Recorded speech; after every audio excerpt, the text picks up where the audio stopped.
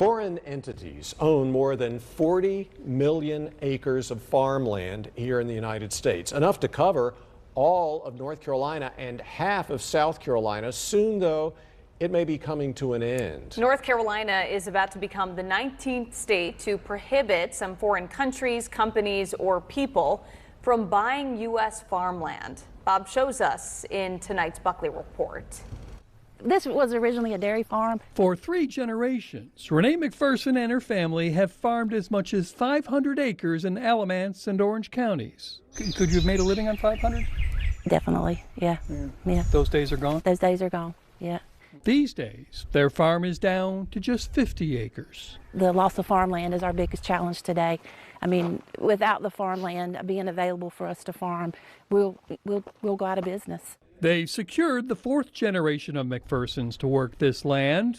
They're not sure what's beyond that. I mean, we're losing so much development, we just can't afford to lose it to anyone else. Increasingly, anyone else is foreign governments and companies. It's a really important issue for our members. They've been talking about it over the past year. Jake Parker works for the North Carolina Farm Bureau. You used to grow a lot of tobacco. You can do fruits and vegetables. And he's been keeping track of the numbers. We're the 3rd largest state in terms of number of acres acquired by foreign entities.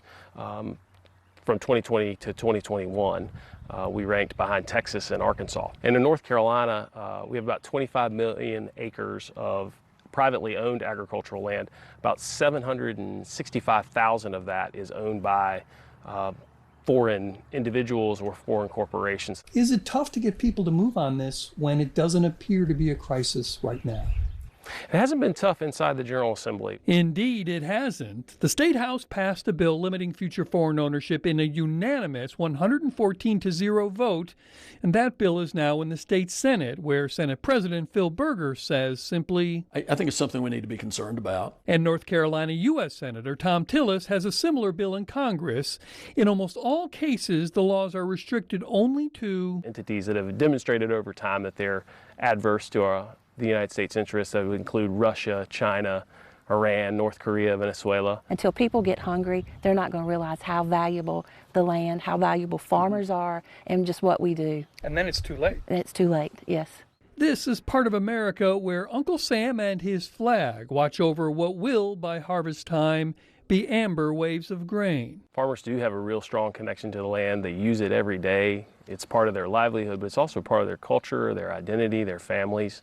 And so protecting that is a really important aspect of what they do. But they're not immune to fiscal realities. All your money's in this land. Yes. You have to get the most for it when it's sold eventually. Right. So what if someone from another country came and said, I'll double that price? I would hope that I could say no. For 3 generations, they have. Bob Buckley, Fox 8 News. North Carolina's bill, like most across the country, used the federal government's official list of nations and entities considered hostile to the U.S. The list doesn't include the 3 biggest owners of U.S. farmland: Canada, the Netherlands, and the United Kingdom. Well, the